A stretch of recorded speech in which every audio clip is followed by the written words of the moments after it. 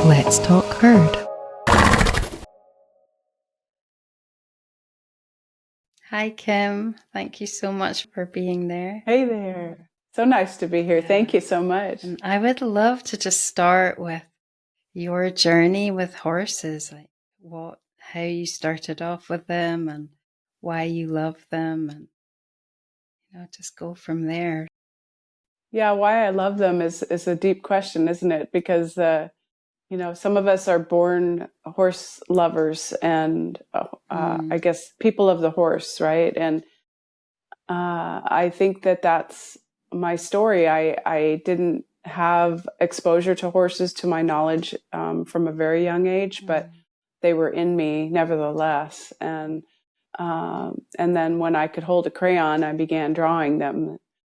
So fortunately, I have those early drawings my mom kept. And in fact, one of them was, as I grew older, and I guess I must have known that horses come in certain colors. I don't know how that was, but all my early horses, the very first one was like green, but after that, they became bay. And my very first horse was a bay, and I made the connection with that after, I found my soul mare, I call her Dharma, in when I was about 30 years old. And but anyway, so it felt prophetic, like I knew that I had come here to be with her and with horses and my art. So my art became the vehicle in which I could connect with them, because I didn't have horses and didn't have access hardly to them until I was about eight or nine. My parents signed me up for riding lessons, but I discovered very quickly I didn't really want to ride. I just wanted to be with them. Wow, that's amazing. Yeah, that early on to know. Yeah, it was just like, it felt more like school, there were, in school, there were, the popular kids and the ones that sort of weren't, like me. And there were people telling you what to do. And when I went to school for horses, there were people telling people what to do, kids like me, and also the horses. So I immediately empathized with the horses, like, well, why are we kicking the horse, and why are we pulling their reins, and what if they don't want to jump, And I always saw, I think I just had a naturally empathetic nature, and I always wanted to see life from the perspective of another, especially animals. That's amazing. Yeah, because I wouldn't have said that I really kind of saw it in that way. I just accepted what was being, what was being given to me, what I was being told to do. And right. I mean, I feel like I did really want to be around the ones that were more free-spirited, definitely. I do remember, when the horses, in some riding schools, the horses get really sour and bitter and unhappy. And I really didn't like that. But I don't think I was quite that wise, at that age to really. So that's amazing. Yeah. So what did you do then? Did you just kind of not ride and just be there? Well, I discovered, it wasn't easy to go there in terms of my parents, really liking the idea. I think they just were trying to respond to my desire to be with horses. So I don't really know how long that lasted. Maybe, it doesn't feel like it was very long, not even a year that I got to go there. It felt like just a few months, maybe, I'm not sure. But what I discovered, and when I look back and think about it, given the lifestyle I chose with my horses, it makes perfect sense. Like, I adopted and rescued, quote unquote, rescued, gave a sanctuary to horses that weren't rideable. And some were miniature. So, that was, though I tried to ride, later in life, just because people told me I should, I would say as an adult, I went the road you did as an adult. Like I lost some of that natural instinct to say, this is how I Mm. feel. And I followed what was the authority, what people told me I should do on behalf of my horses in order to Mm. connect. And that was, people said, well, you need to ride her.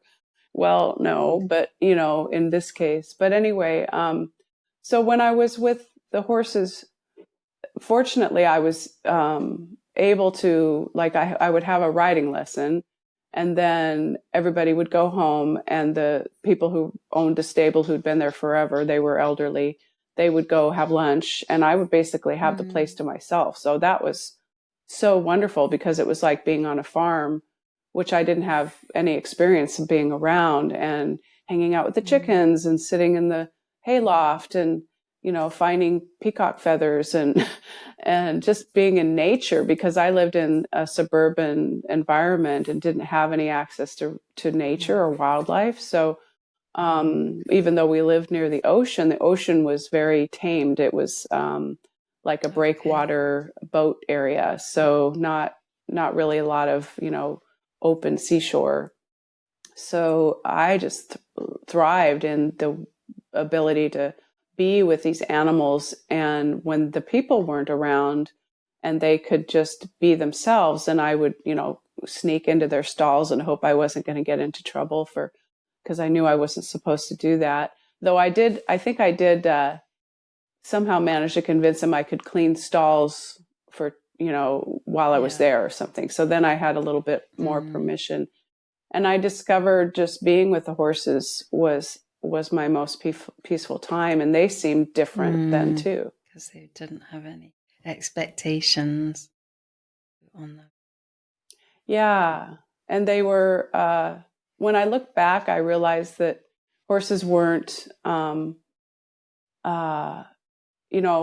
they were in stalls and small paddocks, so they weren't really free spirited, but they were quiet. And the only horses I ever saw at that facility were people handled them. They rode them, they lunged them, they did things with them. So there was never any even round pen or liberty kind of work. There was just doing with some kind of restriction or human handler. So that was all I knew, until my 20s. It's quite a different feeling, isn't it? I think that's a lot of the reason why we do use equipment with horses, because we feel safer. There's a feeling of when you put a head collar on, you've got this kind of shift and control, and it's quite profound. Yeah. It's even interesting, like the terminology, like your word, we call it a halter, you call it a head collar. And both of those have interesting, like they just are popping into my head, like halter, like halt it. Yeah. And head collar is a collar, to grab. And I've always been fascinated by the word stallion. Means stalled horse, basically, isolated. So all those words that we humans invent for the control, right? Yeah. And it really does. It makes such a difference, I think, to them, just in their beingness, when they are in separate stables and kept in that way all the time, where they don't have you notice that when they're living in a herd and they're never shut in a stable and they're never kind of really away from each other, you really notice how their energy is this one, almost like one communal field. And even if they're going out together every day, it's not the same thing. It's not that same bond that they have, which I suppose is what they have in the wild as well. Right.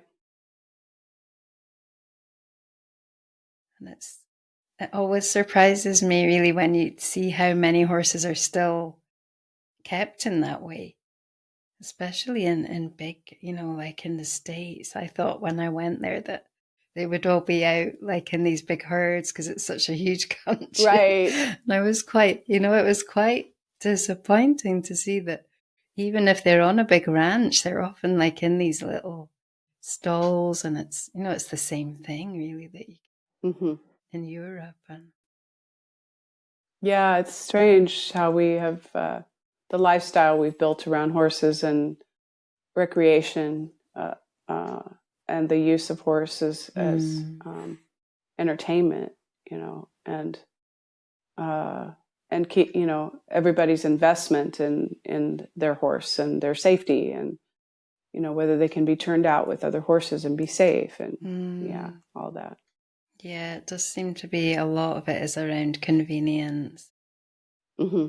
Yeah, I remember a big one for me to get past was just that a horse had to have a purpose.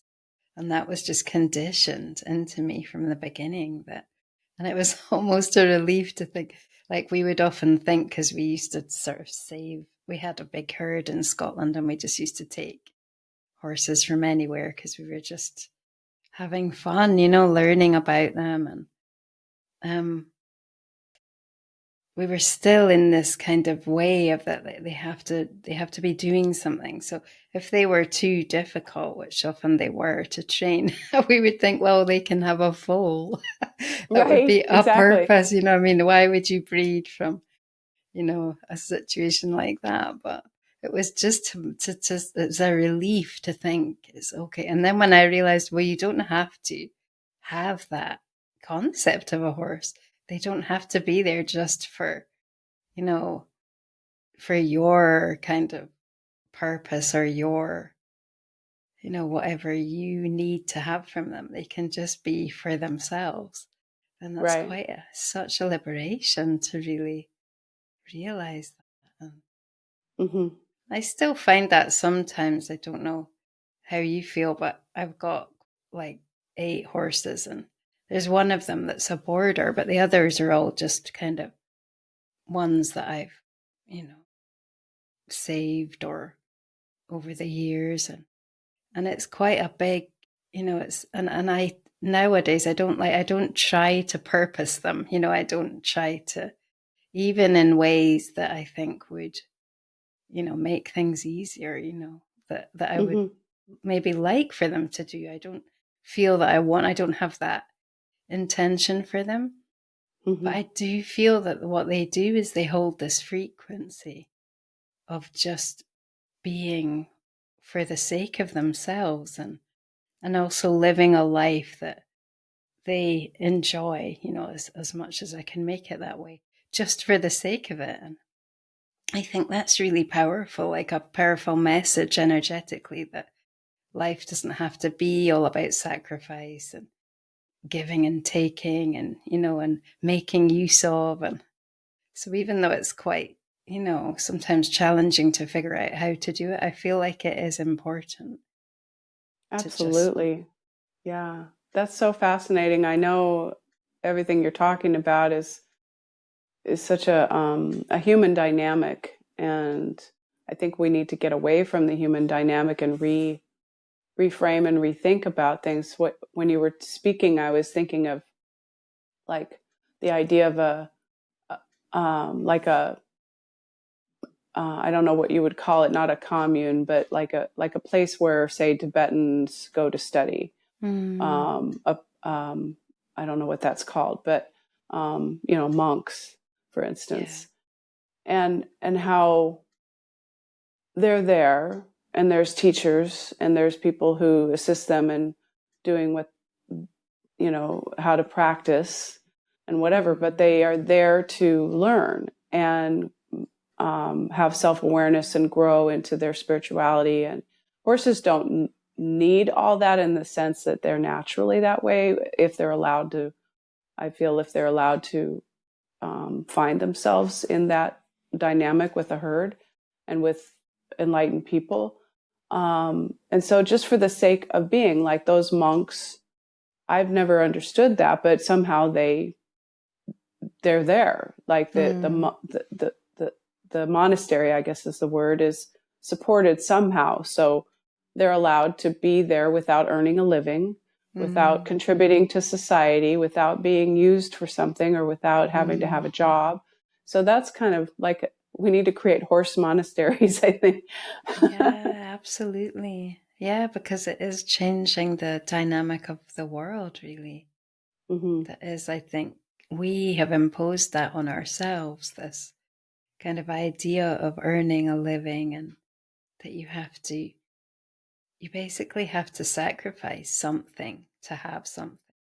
And I Right. think that's fundamentally flawed in a spiritual sense, because without the ego, and we are just love, and when you give love you receive even more back, so there's no real kind of having to sacrifice anything. Like if you give away love, then you're not having less of it yourself, you're having more. So I think we've kind of created this world out of a misunderstanding, and Hmm. yeah, and I think it's kind of up to us to change it, and just change it from the inside out as well. Right. Just do things that are in that kind of vein, I suppose, in that temple. Yeah. It's Yeah. quite hard though when you see the world around you and everything tells you the opposite, from Well, and that. it's hard because, they're expensive even to keep, Mm. and vet bills. And, we had our sanctuary here for the last 25 years and had 7 horses. And I brought them here with great intentions of having them all live a beautiful, enlightened, happy life of peace and ease and co-creation and herd. And but they had health issues, and Mm. so um, it became more difficult than I anticipated to just manage their health. And Mm. so there's that. But I think in a perfect sense, there are ways that maybe people can co-create, sanctuaries. And I've talked with people over the years who've had that vision, and I think it's starting to happen more and more. So that's the Mm. wonderful news, is that it's no longer an alien concept, I think, to some people at least. Yeah. And I don't think we can, because if we start judging how things are done, then that's just the same old thing, isn't it? It's like putting yourself separate again. I Hmm. think any little step, any anyone, even, people competing with horses, if they have more of like there's a Scottish show jumper who does very well, and he's very committed to his horse's well-being and the relationship that he has with them. And so that's quite a difference, not so much treating them as, objects, and that you kind of, Right. buy and sell. And so it is, there are changes, I think, that Yeah, and just there's reflect. beauty in co-creating magnificence. And I remember Cavalia, the horse performance that was so Mm. incredible. And the story of Templado, one of the horses in that, they wrote a book about him because it was such an amazing epiphany to me that particular horse, he'd had a beautiful upbringing, and he was sold to another very gifted group of people. But then something happened in his history that he wasn't mistreated, but he became very angry at the human race, and he just wouldn't engage. And in the end, when they brought him back and tried to find a way to get through to him, it turned out that he wanted to perform, and that Mm. the only time he was happy was when he was in front of an audience. And that just was so fascinating to me. I was like, wow, that's a whole other level of magnificence and co-creation. When they allowed him to choose, he made his choices clear, and they could hear him, and see his ability to respond, and then giving him that freedom to choose that. And then everyone gets inspired by that. So it was just an amazing story. Yeah, I think that's why we just can't make rules about things. Like you can't ride or do Mm-hmm. or train, or because I think that's the case for a lot of horses, and some race horses are the same, and it's very, very individual. I think it's the dialogue, isn't it? That you've really got to, or I suppose there's no should, but when you're able to do that, you can co-create, like you say. You can find that real intimacy from listening. Mm-hmm. It's it's it's fascinating. Yeah, I've always been fascinated by, in my art, how uh, all the horses that I paint, and I do a lot of portrait work for people of their horses, and every every story is unique. Um, but the impressions I get from the horse intuitively is that they are so in their person's life for deep reasons, and that they are not just to be seen as, um,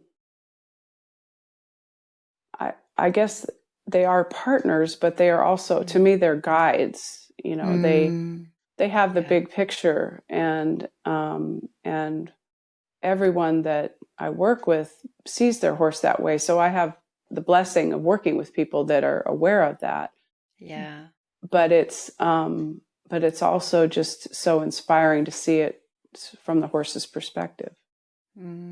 Like they just seem to, the impressions I get is that we're in this person's life for a reason, and whatever that reason is, that gives them that gives them a purpose. Like their connection with their purpose. It's like my mare Dharma. I painted a painting of her that's and I could show it to you in a minute, but it's her. It was from a photograph that I took of her own reflection in her eye, which was astonishing that even happened. It was totally uh, a mirror, like a mirrors upon mirrors, infinity reflection that happened when I took the photo and did the painting, and then when I asked her once intuitively, what does this mean for you? I know what it means for me, but what does it mean for you? And she said, the feeling was, I see myself because of my relationship with you, like my awareness of her awareness of herself as Wow. a horse, Yeah.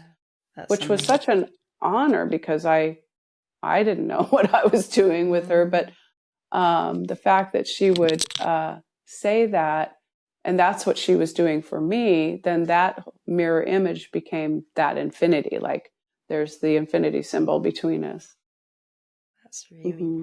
beautiful, isn't it? There's something so authentic about their voice. When you were talking earlier, it reminded me of, it's not quite as, it's a slightly different example, but I heard it on the, I don't know if you've heard of the telepathy tapes that have been out recently. They're about autistic kids who can't like communicate basically in the normal Right. ways.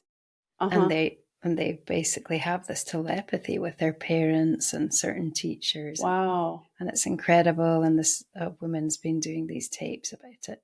And in one of the tapes, they did one on animal communication and how that's exists as well. Um, and one of the examples they used was a woman who communicated with this mare who wouldn't jump for the girl who rode her, but she would jump for other people. And the reason that the mayor said was because this girl had some kind of condition with her bones, which made them weak. And the mayor could feel it, and she didn't want to jump because she felt like she would maybe injure her. And it was Oh just my so gosh. I just got beautiful. chills. Wow. Yeah, Yeah. and so they kind of did an investigation and found out it was right, it was true.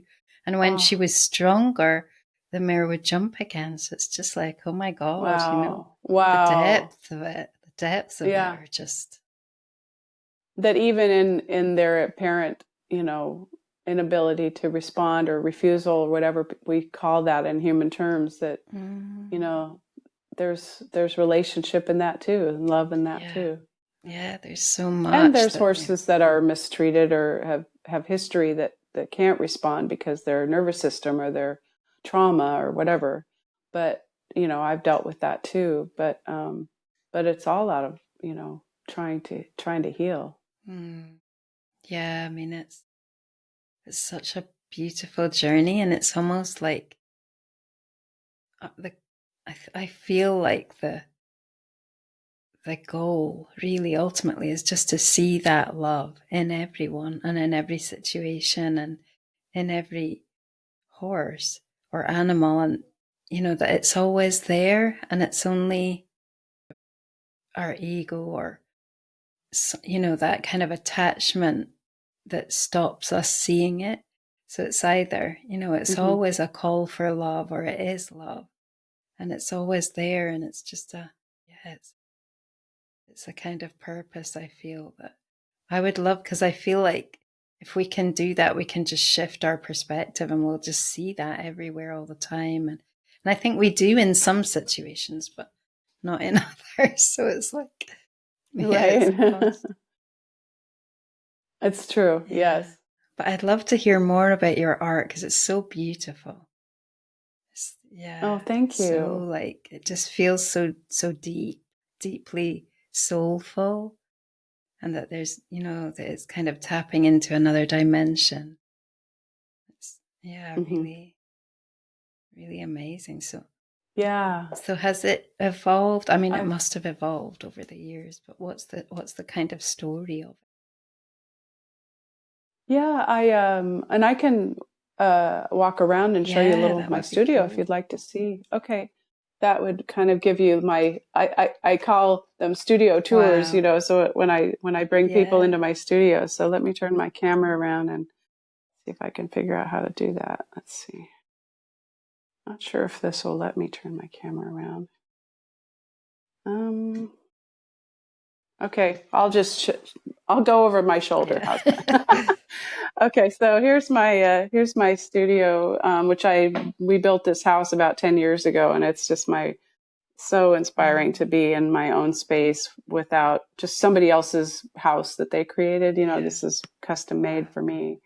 So this is some of my art that these sketches here. I don't know if you can see them with the reflection. I need to reframe these, but this was an experience that I often talk about that was the starting point of my realization that horses were that I could draw them as like a spiritual energy rather than just realism. And that's how it started to change my perspective of you know what horses were to me. And when did that happen? That evolved. That was in 1985. I was just starting my art college education, and I had been learning what's called gesture drawings, which are quick sketches of a model. Right. And these horses were my first experience, as we were talking about earlier, about having never been around horses who were at liberty. This was at a home of a family friend, and she had Arabian horses, and I was supposed to do some sketches of horses for my homework, and or of anything really. And of course, I picked horses because that's what I wanted to draw. And she let them out into the arena, and I was just astonished and amazed and so inspired because I'd never seen horses move like that. I'd only ever seen horses under control. So that was like, it was like a catalyst for me. It was just completely shifted my awareness of what horses were like and what I could do in creating them, because I couldn't draw that movement, you know, in such fast motion, and I didn't have a camera.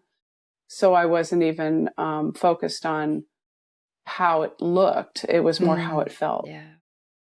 And that's when I began to tap into the work I do now, which is more of a, you know, empathetic energy, spirit-based work of art. And even though I do realism now, I learned over time that everything because of that empathetic perspective that we talked about, where I would feel like how does a horse see this perspective? How does it feel to be a cloud? How does it feel to be a mountain? How does it feel to be the cosmos? And all horses allow me to tap into all of those things because because I learned to feel what horses were like. I think is where it began. Yeah, that's amazing. Yeah. Wow. And that resulted in pieces like this, which is called Bonfire, and there's horses in the flames, and they're combined with the fire, so they're not burning. It's not a fire as much as it is energy. And horses have, in fact, in Native American culture, horses are made of the elements, which was, when I found that out and reading, I just was like, wow, I've just been tapping into all these archetypal mythological energies and never really knew it, and then I can walk into my little gallery here. I've got a few more pieces. So let's see. The spirit sketch, what I call the spirit sketches, this is like an original of that style, where the horse is part of this, sort of portal going into another realm. And the spirit sketches, I feel, are like, it's like the essence of the horse. And my work is done in pastel chalk, so it's it feels like cave paintings to me. It feels so like powerful, that one. Thank you. Yeah, this I called Rebirth, and it was actually the original sketch was during a workshop I attended at Linda Kohanoff's Quest in Tucson, Arizona. And it was a vision I had of my horse self. And I just did this quick sketch in the journal, and that was probably 20 years ago. And I found it again, and I thought, it's time to paint this. And so I called it Rebirth. It's gorgeous, isn't it? Thank you. And then this one is another spirit sketch that's in a shadow box with different branches and flowers and things embedded with the frame. And so those are my elusive kinds of pieces. And then I have realism, that's portraiture. And yet, like, this was a commissioned work that was, trying to get the angle here, called Stillness Within. And this was a commission that was so beautiful to me because she had a portal to him. And that was so beautiful because I don't know these things until people tell me. This wasn't, I wasn't, though I had experiences with horses, like people connecting with their horses in spirit that had passed on, or different experiences of actually people saying the art changed. It even looks different, when they're engaging with it in a different way. But this was really the first time I'd had anyone observe, like, my horse is alive at some other location, and I feel like I can connect with him through the art. That was so incredible. And the reason I have the painting is kind of sad story. Is she knew she was ill when she commissioned the art, and she said that if anything should happen to her, she wanted the art to come back to me, and she passed.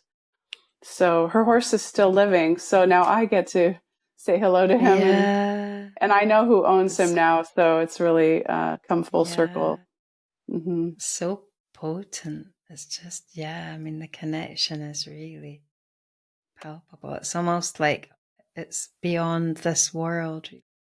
Thank you. Yeah. And I don't take credit for it other than I've perfected the skill, and that's my intent. And I believe the horse is such a huge part of it, because that's they're meeting me more than halfway. They are the catalyst and the sort of wavelength that I'm able to tap into. Mm-hmm.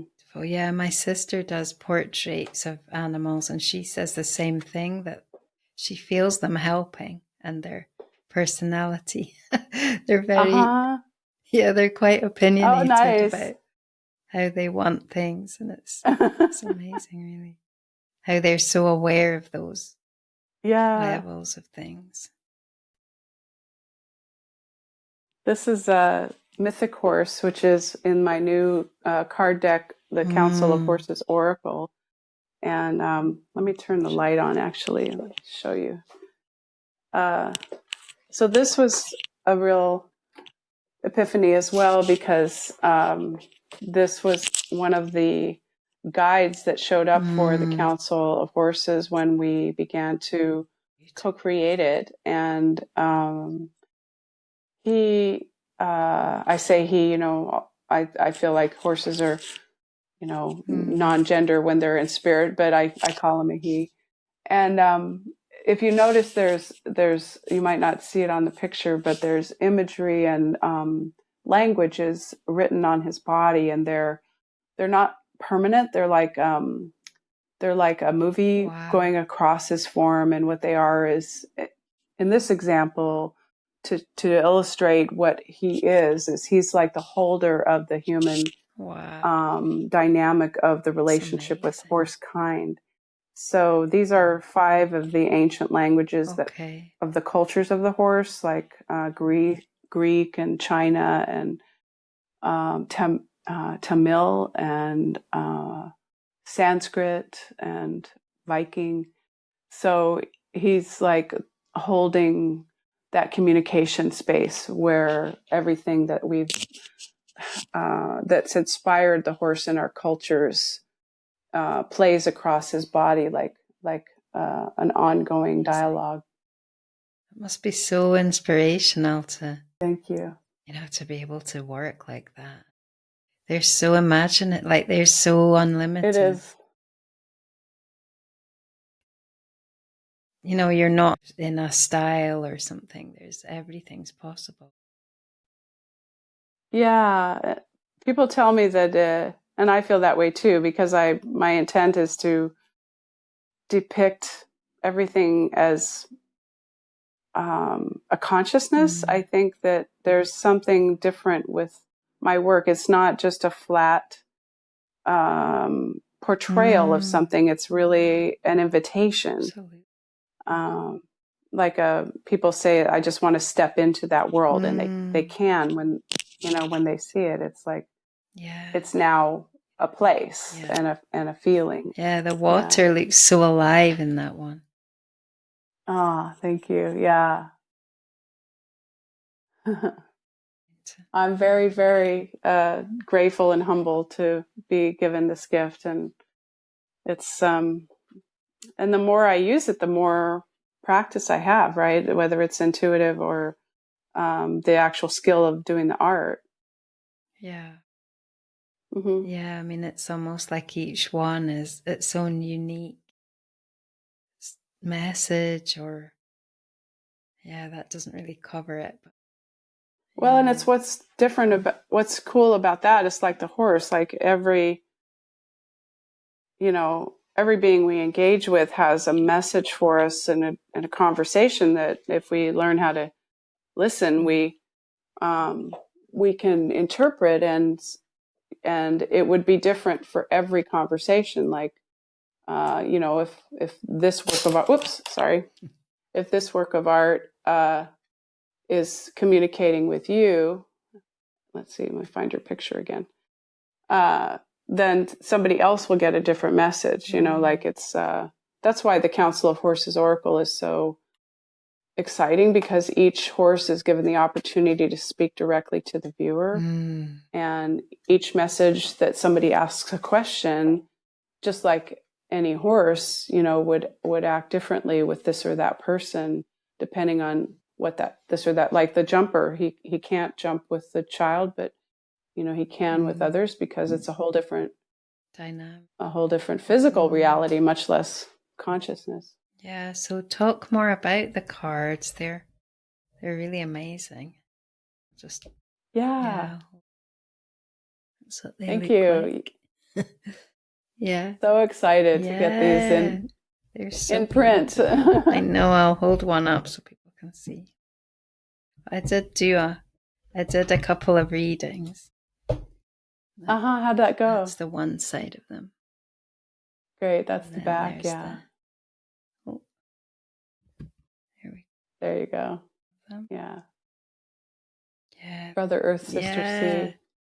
So what I did, the way that I just felt to do it was I took them all out and then I just went through all of them and sort of chose some. And it came out as 12 of them, which I laid out. And then I just went through those and felt for which ones. And then I think I got 6. And then they were the ones with the message. And I just read through them. And it was like the way that it worked, like the question that I had, it was quite a big question.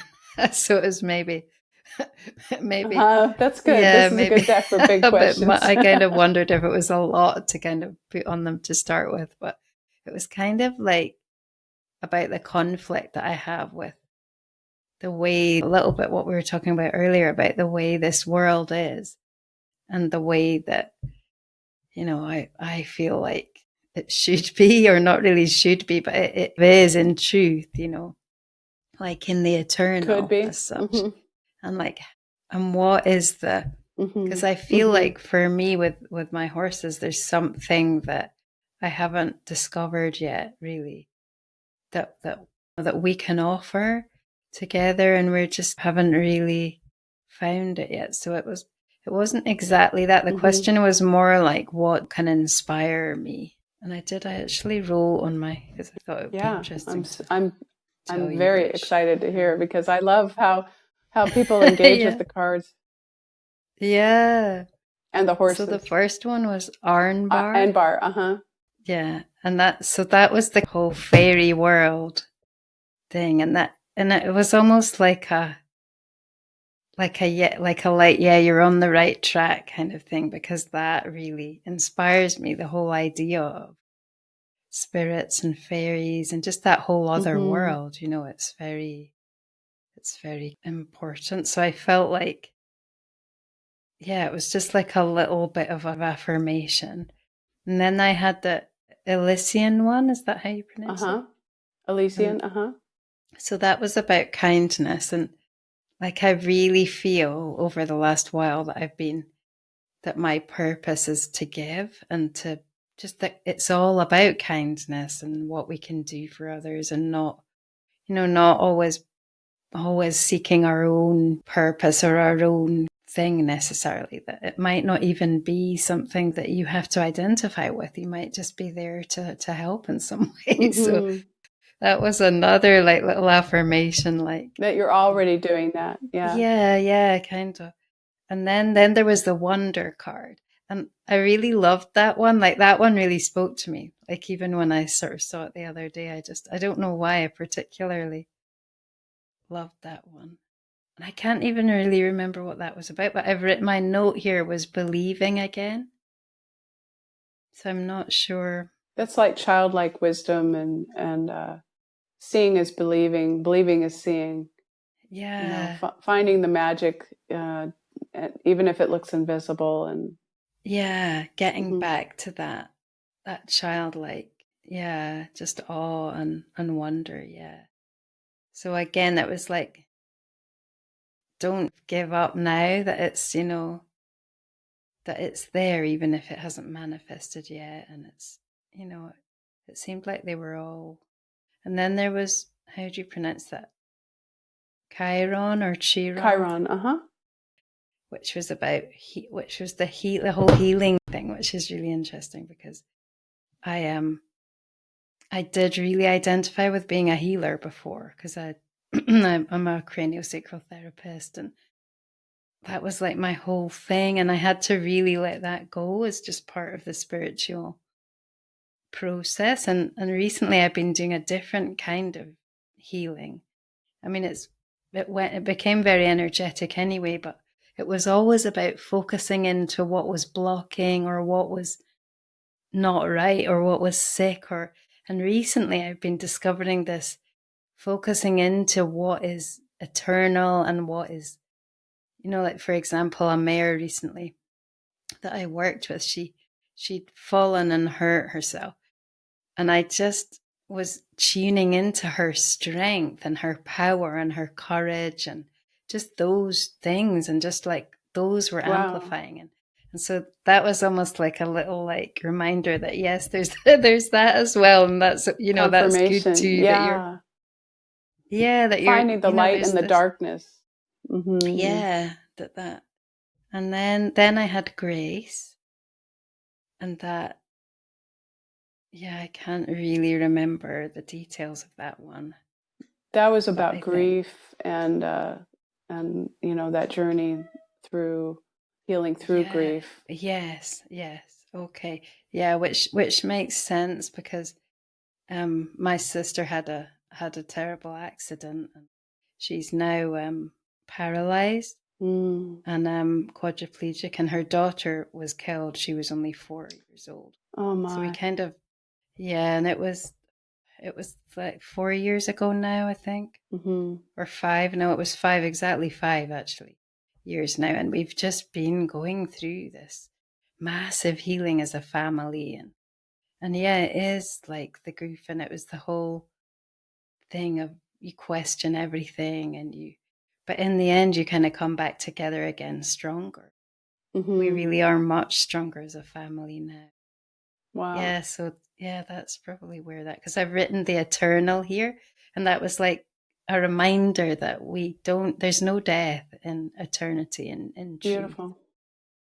Yeah, and then the last one I had, the last one was the Mm-hmm. storyteller one, which I thought was interesting as a kind of ending, like, and my note was like, because I was writing a blog and I was very avid, like I used to really enjoy writing, and I wrote a lot about all the things, and I just stopped at a certain point. It just felt like I just, and I'm just wondering maybe, is that a little reminder to go back to sort of try again or Mm-hmm. start again, Mm-hmm. maybe?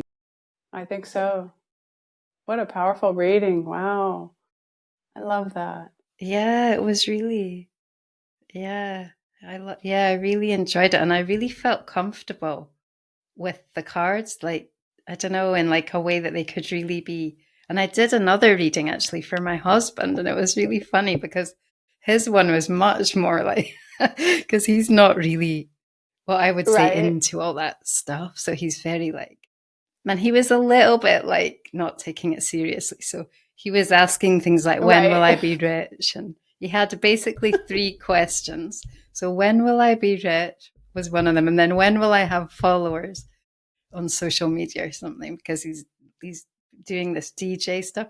And then what was the third one? Was something along those lines that I can't remember now. And so anyway, when I did the reading, I got him to do the same thing, and he went through really fast and just like Totally. Yeah. picked. Random. It was Quote actually, unquote random. yeah, it was like 9 cards. Yeah. And then he picked, then I picked 3 out of them because I Mm-hmm, mm-hmm. felt them then. And because he wanted me to do that bit. And honestly, they were so Wow. apt. That's so They were cool. amazing. Like, oh, I Oh, wish I could yeah. remember what they were now, but they were, oh, I don't think I wrote that down. That's so wonderful. Well, the horses show No, I up, didn't. right? Yeah. I mean, one of them was the one about Oh, the the Kelpie. mermaid type Mm-hmm. horses, what are they called? Oh, the No, the hippocampus. ones, Mm-hmm. there's 3 of Yeah. them. Yeah. And it was saying that you About have to go, memory. I think it was, Mm-hmm. yeah, and that, and I could so see that it's all about that he has to go and like deal with some things emotionally in the past. That, and it was funny because by the time I'd finished reading through them all, he was really touched by Wow. it. I didn't like really sort of, but he wasn't You're in like, that this kind is of just jokey. woo woo. Yeah. Yeah, he was really, yeah, because they really like, it's almost like they Oh, reached that's out and so just, exciting. I love hearing that. yeah. That's so amazing. Wow. Well, Yeah. that's, I think that's what horses do for us. They really, they teach us how to access I mean, to me, they access the divine. And because they're such physical beings and they're so beautiful and fascinating, uh, they they keep our attention, and they bring our Mm. attention to what's most essential. And so for someone even who's kind of just like, yeah, just not believing in whatever, uh, they just can totally transform that, because that's who they Mm. are. Yeah. Yeah, it's like they meet you at your level or Hmm. at the level that you're choosing to be at, and And there's no but judgment they in that don't either, right? judge. Yeah, Yeah, yeah. exactly.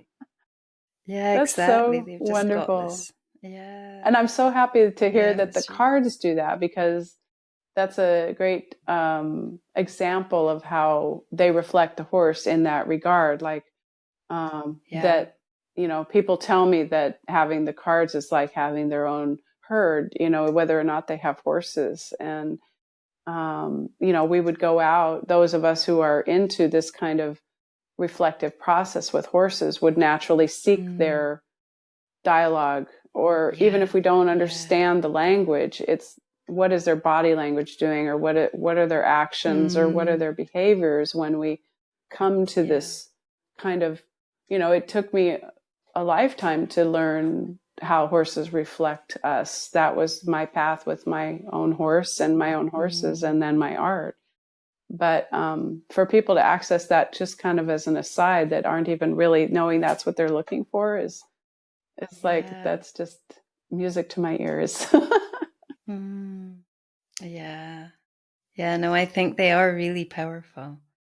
I think they're really gonna They just were released really in help. October of last year. And so Okay. my co-creator, Sandra Wallen, and I have been working on this for probably 10 years on and off. And the art and the stories, it was amazing to write it with her, and do Mm. editing for editing and editing and editing, trying to get to the key part of every Yeah. story. I like And How did you decide how many to have? yeah, that Like, did was, that all I come? think originally we played with the idea of 44, but then with the publisher, it just became clear that 40 was a good number. And honestly, Mm. I had literally a year to create over half of the deck. So it was a real daunting challenge. And Sandra did some of the art as well, so that was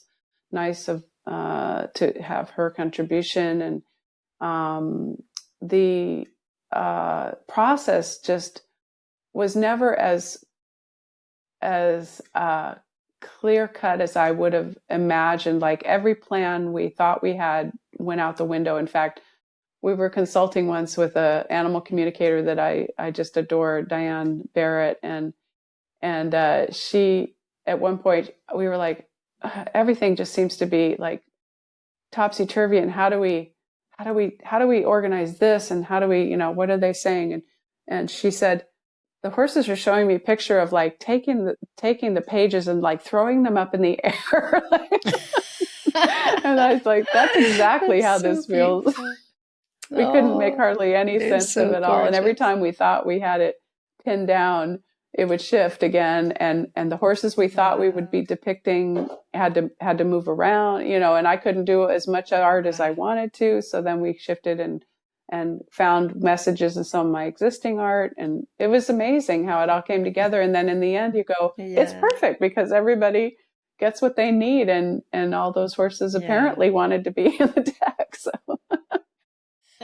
but it They're was so hard to good narrow at it doing down. that for us.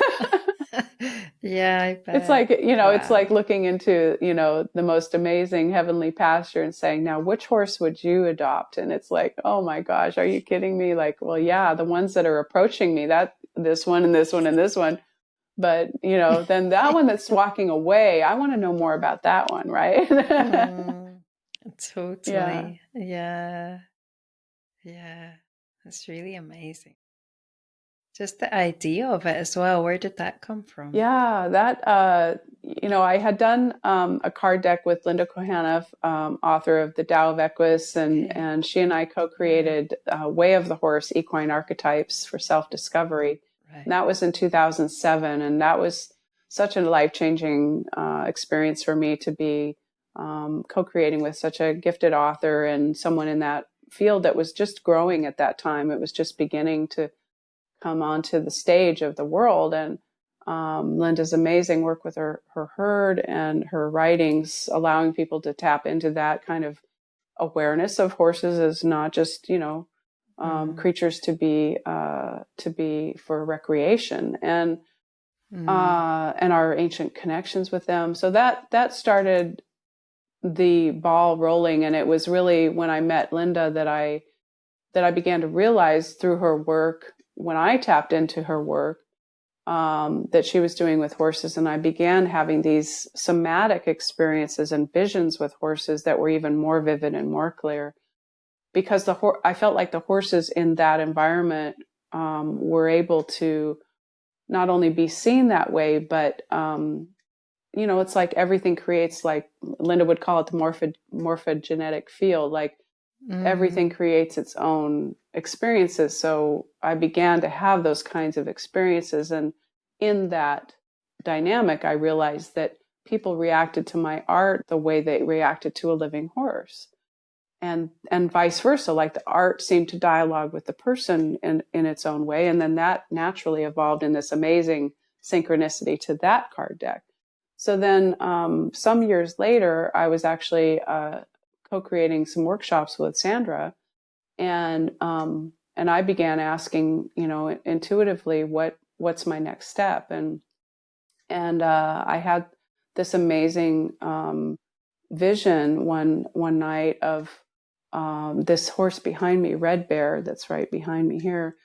And he led me to a place where there was a gathering of horses, like waiting for the questions to be asked. And I realized, oh, there's another deck. We kind of talked about it, and it was apparent that this could be a perfect segue into that continuing. And so we just began, with our workshops that we were teaching, we began compiling ideas, and then it took a while, but then we became, very committed to the project. And then, just the things, I think for some people happen really quickly in the publishing world, but for us it was really apparent that we were to find the right publisher. Like it wasn't just, nowadays there are just so many oracle decks and card decks, and it's kind of a thing now. Whereas it used to be like when Linda Kohanna and I did that deck, it was like really amazing that her publisher was willing to take the risk, because it was kind of a new thing in the world back then. But now oracle decks just come out, there's just hundreds a month probably. So, and there's whole sections in Barnes and Noble in any given bookstore that has oracle decks, where it used to be kind of a hush hush thing. Like people thought it was too woo woo or too Dark esoteric, magic or yeah, something. or tarot, or they thought it Yeah. was kind of risky. And even now, there's a few people that I run into. I try to explain, well, it's personal guidance. Just people do it with the Bible. They open the Bible and look for a phrase. Mm. And we Absolutely. actually discovered, I was researching a lot about horse history. I mean, the process of creating was so fascinating, because I still haven't delved into all the history and research that I engaged in, and even early days before AI. It was just the internet, trying to find stories, and I poured over the pages of this book. I think her name is Oldfield, that was published. I think it was 1966, somewhere in there, the year I was born, called Horses in Magic and Myth. And it's still Oh, one of the wow. few books, I think it might even be still the only book form that's written on horse myths in our cultures. That sounds And amazing. it's still in print. You can still get it. And now people look stuff up on the internet, but it's different reading in a book because she actually did the research.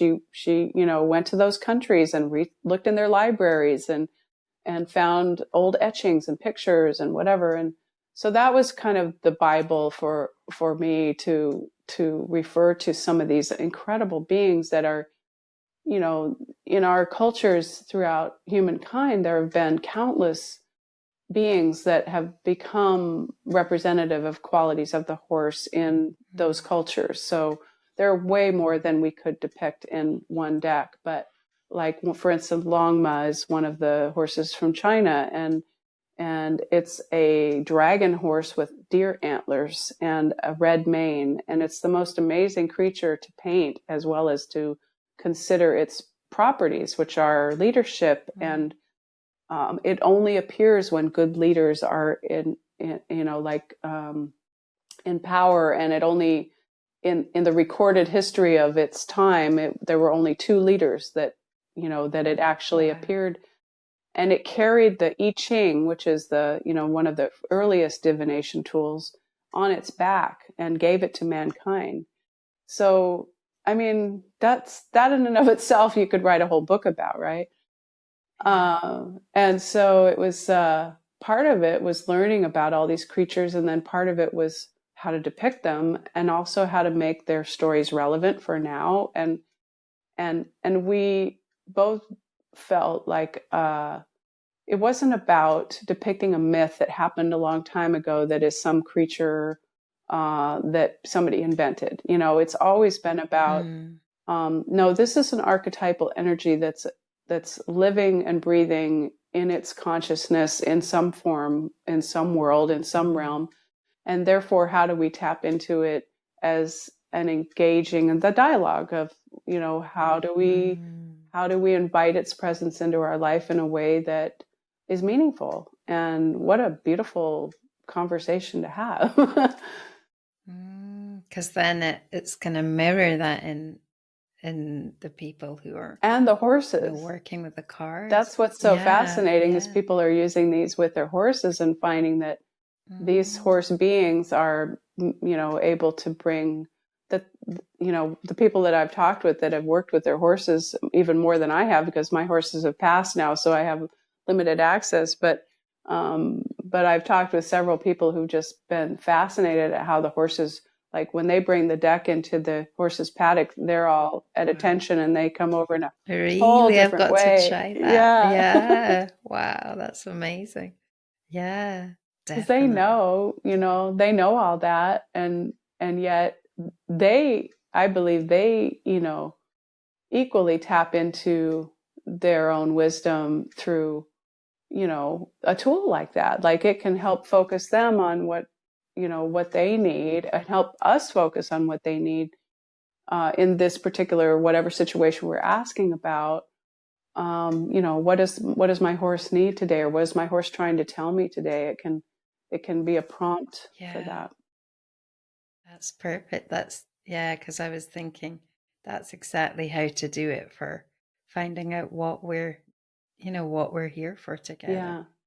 Me and the herd, because they will definitely tap into that. Yeah, and like what's my goal? Like as a human, you could do a reading like Chiron's Way has a reading also, and there's the human aspect, the horse aspect, and then the human and horse combined. So you could do a reading like that and ask, what is my path? What is the horse's path? And how can we work together to create this vision for the future? Mm-hmm. Yeah, definitely. That's amazing. I have one mare who's very, very tuned in and sensitive and a real free spirit. Mm-hmm. And I feel, recently I watched this amazing, it's slightly different because it's not in that spiritual realm and energetic realm as much, but it's about a little, I don't think she's a parrot, except a goffin or something she's called, some kind of little parrot-like bird, and she's famous now because she was her guardian was trying to find, because she's very, very sensitive and she was having issues emotionally. And it was really because she wanted to communicate and she wanted to do things, but there was no way like for her to, she hadn't found a way to do that. And so she taught her how to use a tablet and she touches it with her tongue. And she taught her, and now honestly, she does video calls to people, and she does all because she's unbelievable. This Wow. word, but they made a film of her. It's Oh, called Parrot Kindergarten, okay. and it's because what happened was her guardian wanted to make this, because in the scientific world, it's not accepted that animals are sentient and that we can communicate with them or they can communicate with us. So, because the Coco, the gorilla, and all of these ones have just not been accepted scientifically. So she wanted to do that. She knew that was her mission. Hmm. And so she kept hitting a brick wall because they were just saying, she's not doing it. She's not. So what they did something really like amazing in that they used the whole computer system. And they had this guy who made a program that basically compared her with a made up a control basically that they called Parrot 34 or something who Right. didn't do any of the communication. So it was just like a sort of wasn't doing it, was only doing it like randomly. So what they did was they fed into this system, and it Uh-huh. was quite Uh-huh. a complicated system of three different ways of proving that she was communicating. And I can't remember all of them, but one of them was bias, like whether Ellie was picking up from Jen, who's her guardian, whether, the answers rather than like that horse that used to paw the ground, whether it was bias or whether it was Hmm. truly. Hmm. Right. So, and they fed in they had thousands of data points from her, just all the things that she did, because she can write the alphabet and she's learned so many different things. I mean, she's phenomenal, this bird. One of my favorite bits Oh of the my whole film gosh. was that they did this little test with her where they asked her what she wanted, like to eat, like what treat did she want. And Ellie said she wanted a sunflower seed. And so Jen offered her broccoli instead. And she instantly went into her tablet, went into her photos, found a picture of a sunflower seed. And then she was just like zooming in and pressing it bigger and bigger and bigger and like looking at them like, like as if they were like, it was so funny because she's got such a sense of humor as well. Oh my gosh, that's And adorable. so when they did that, when they fed it all in, she passed with flying colors, like the computer says she is, like completely, intelligent, knows exactly what she's doing, and they sent it to a scientific conference, and it was accepted. So she's like the first animal in history, basically, that Wow. has been like recognized as being able to Oh, communicate. that's So fantastic. yeah, I was all like inspired after that maybe, maybe this was what my mayor would want to do. Like, and it's not really Yeah. the case, because the communication that I do with the herd is much more along the lines of the cards and the kind of energy and, telepathy essentially, that whole connection. But then a lot of people they don't sort, that's not real for them. So Right. maybe there is some other way that would, you know, but I don't know because it's different with a horse than a It's bird. different with a horse. Yeah, Yeah. they don't have the same agenda No, and and the same like way of uh yeah. yeah, I mean, I don't know if maybe teaching her, first of all, just yes and no to Mhm. communicate that. And I mean, it sounds very basic and everything because obviously I know when she's saying yes or no, like, I know like we have that really strong bond, but yeah, I don't You know. know, But it's funny because they have this I think you mentioned in your one of your emails about what is it they call that with the dogs? There's a oh, the tapping thing where buttons. they Yeah, the the buttons. buttons. I Yeah. don't know that they've tried buttons with horses, have they? I've seen one cow that does them, but I Uh-huh.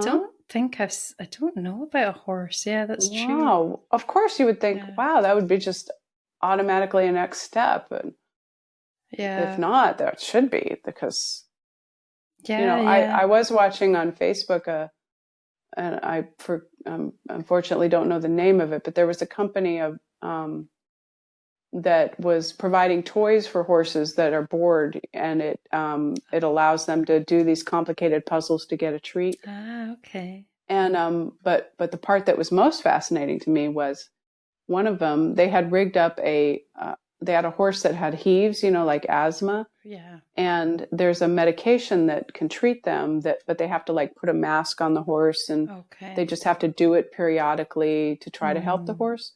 And the same company decided to try um, to create a voluntary application of that, where the horse could press a button and treat Yeah. themselves, Okay, yeah, and self-medicate. it would go over to the corner and breathe this inhaler Wow. on its own. And I just thought that was like, okay, this is the beginning of new, Yeah.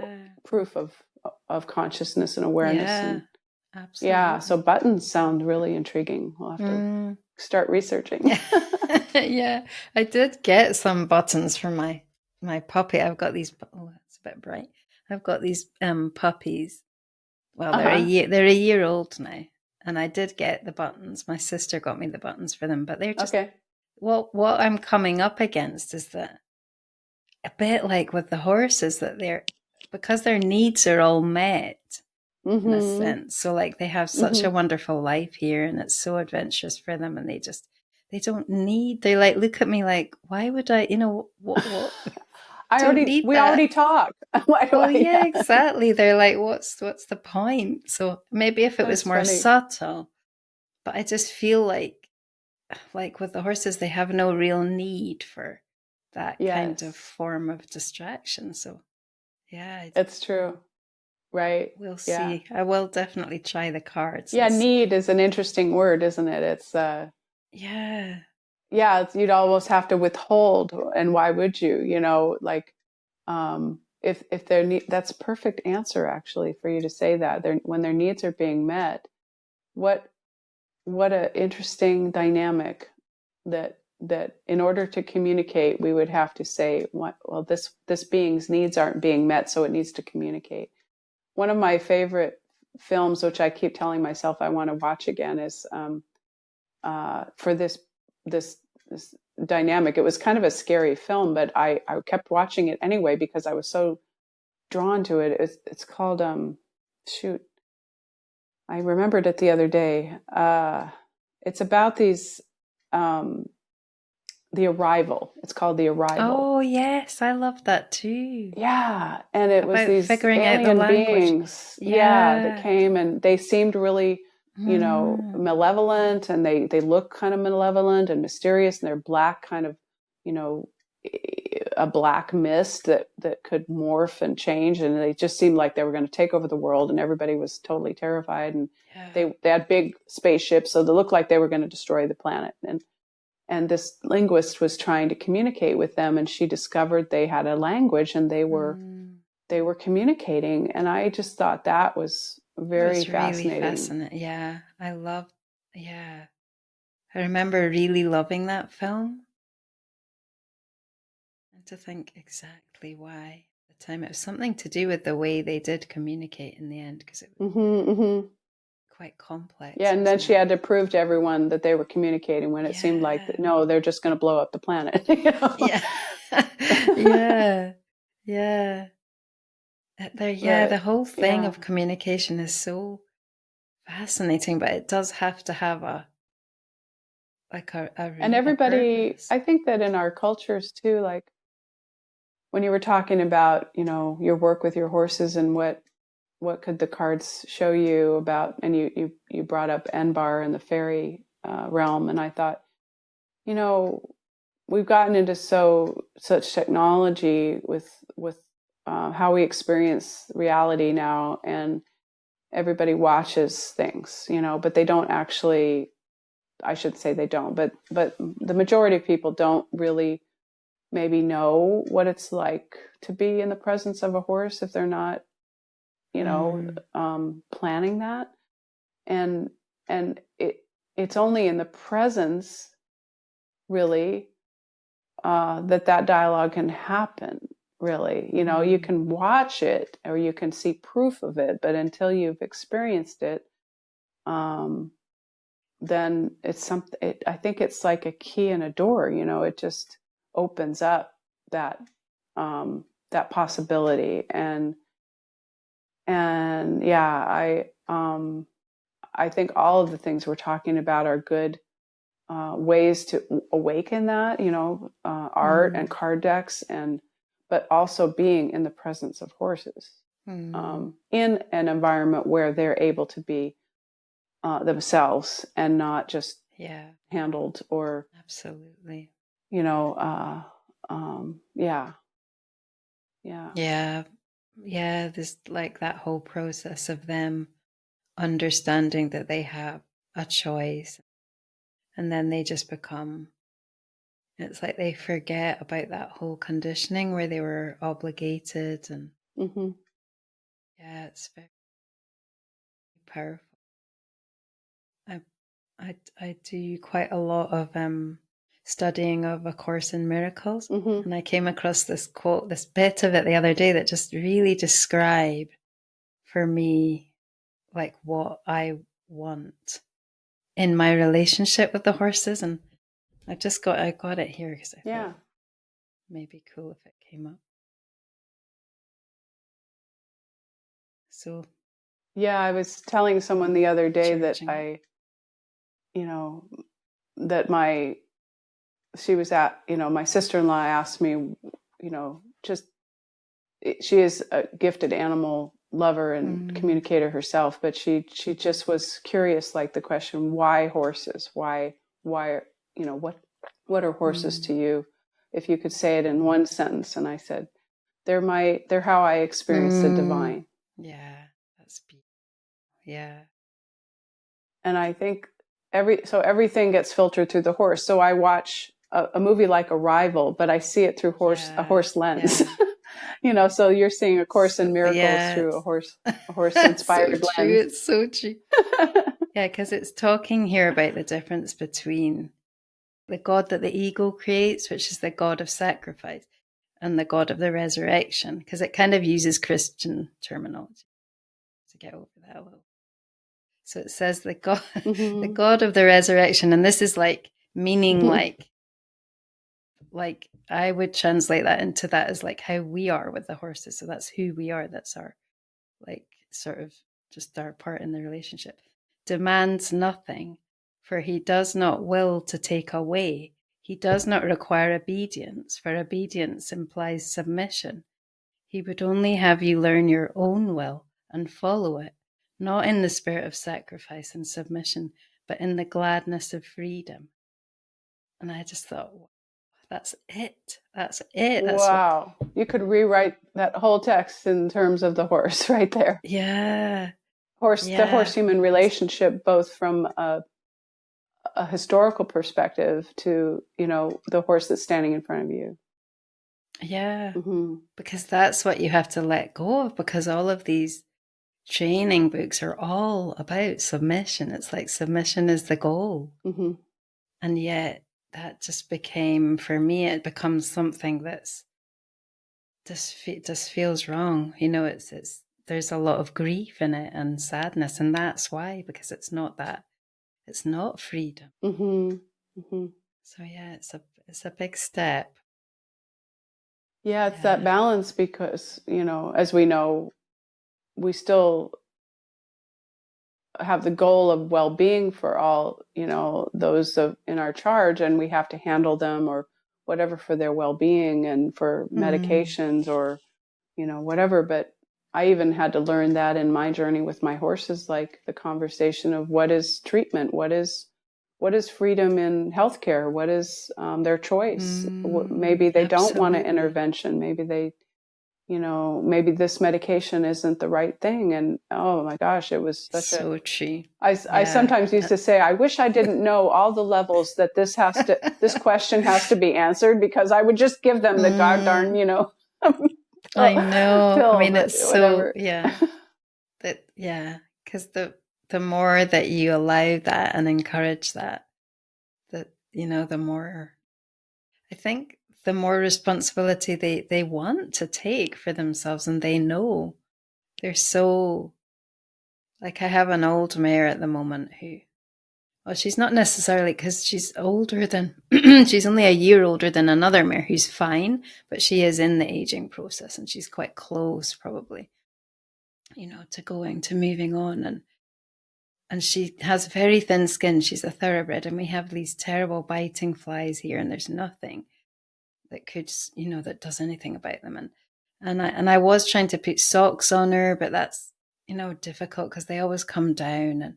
And I just got this like divine, I don't know, message or divine like understanding that I had to put mud on her legs, like just make up this mud, like soft Wow. Yeah. with water, and just plaster it on. And she had this sense of such, like, when I was putting it on, it was like she was, oh, I could feel as thank you're doing that. God. Yeah. Yeah. Yeah, And of she course, if was she was so, allowed to walk into a mud bath, she yeah, would have done that yeah, herself in the wild. exactly, Mm-hmm. exactly. But I could Wow. just feel her just so, yeah, it was a That's wonderful brilliant. feeling. Yeah. Yeah, and Wow. it works. Like, it really does work amazingly well. So, Yeah. Yeah. yeah. That's There is, fantastic. there are always solutions, I think, if we just ask, Mm-hmm.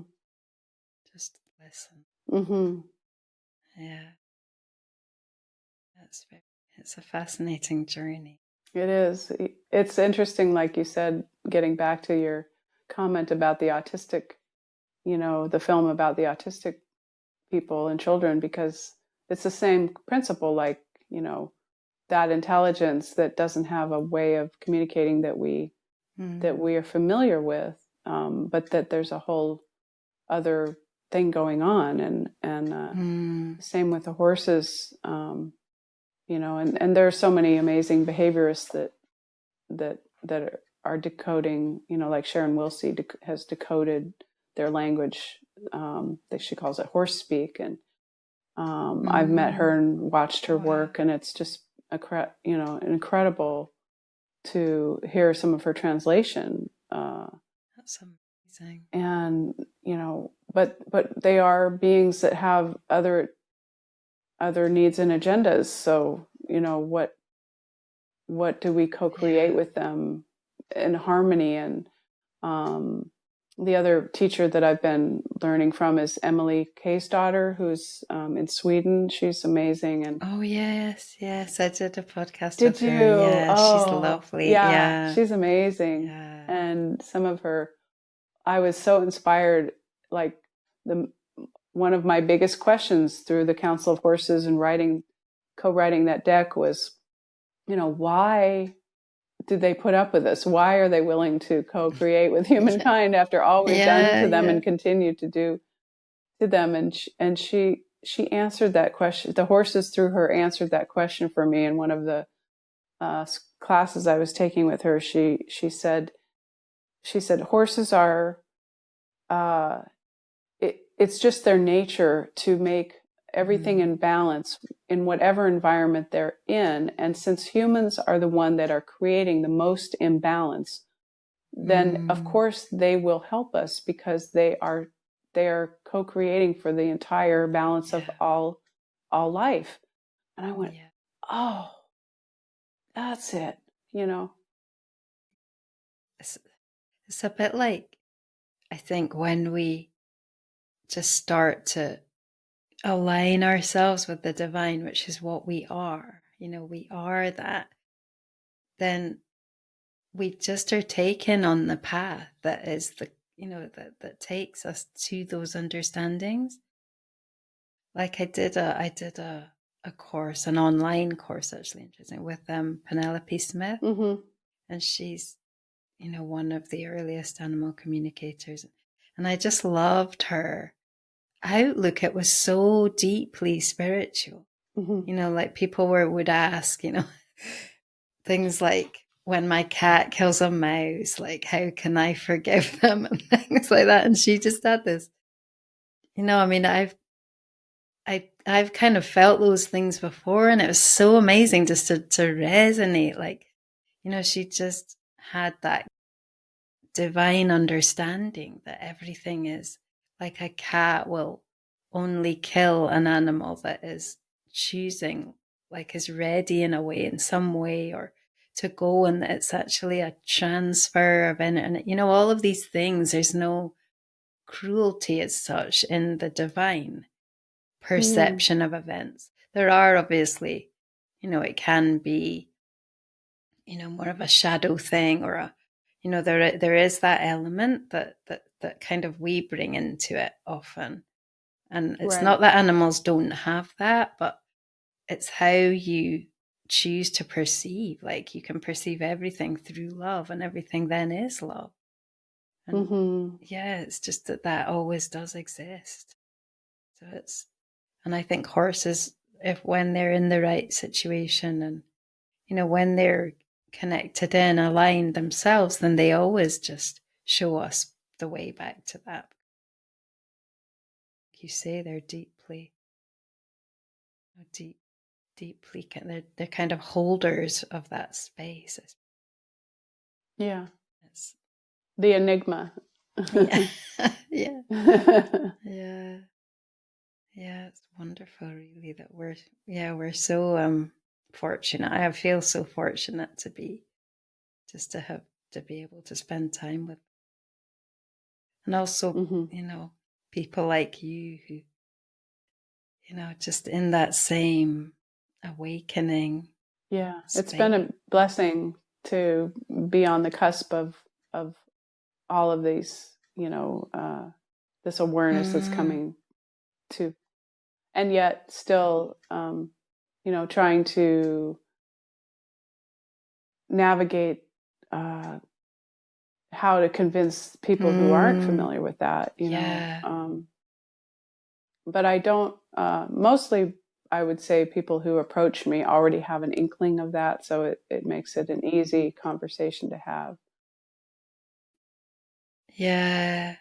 I think it's just about being you, like being it, like you're doing, and that just Mm-hmm. will touch people. It's like the way the cards touch people, wherever they're at. So it's not even about necessarily convincing, just kind of being that energy, and Yeah. like that just brings it out. Yeah. It's really lovely to connect with people around the world who feel as I do and want to know more. And like I said, some of us are, don't have horses anymore. So or never did, but that's like the mythic horse card is about, why are you drawn to Mm, horses? It may not have to be that you have to have horses in your life, but yeah. there's a Wow. dialogue and No. energy there that's speaking to us. And Yeah. mhm. So powerful. They are very, very powerful beings. This has been really Thank beautiful. you. Yes, it has. I've really enjoyed speaking with you, and thank you for letting me share my art with you and your followers. No. Oh, that's so beautiful. It's just fabulous. I can, it's just like, it's just like the feeling of it. It's almost like it's a heavenly thing. Hmm. It's like, yeah, it's got that Yeah, eternal yeah. That's vibration I to want to live there too. I want to tap into that more myself. it. Exactly. Exactly. Yeah, Where that's kind exactly. of going back home, or yeah, yeah. There's one of the It's like, fans of yeah. mine said something in a testimony. I just had to keep it because it was so beautifully written, and she said something like, "Your your art takes me to the realms that we so nostal what's the word, nostalgically seek. We Oh, have a yeah, we have a yeah. nostalgia for, and we know it's Yeah, the truth, absolutely. but we need reminders." Yeah. That's exactly it. Exactly it. Yeah. A touch of heaven, Hmm. really. Yeah. I think It's that's what beautiful. horses really do for us too. And all animals. I Yeah. mean, the animal kingdom is such a blessing to have here, and we need to take care of Mm, them and make sure that yeah. we all have a place to live on the Absolutely. planet. Yeah, so true. Yeah. Hope. I think there is a lot of good happening, a lot of Hmm. good little Well, it's like threads you said, seeing the light in the darkness. So, growing. and seeing instead of what's wounded and what's, what Exactly. needs to be healed in a culture or, a being, play to their strengths and revive their faith and Exactly. focus on the higher Yeah. vibration. Hmm. Because it is there in all of us. Absolutely. Yeah. And bring that into being, Hmm. really. I suppose that's the only way to do it into our reality. Great. Thank you for spending time. Enjoyed it.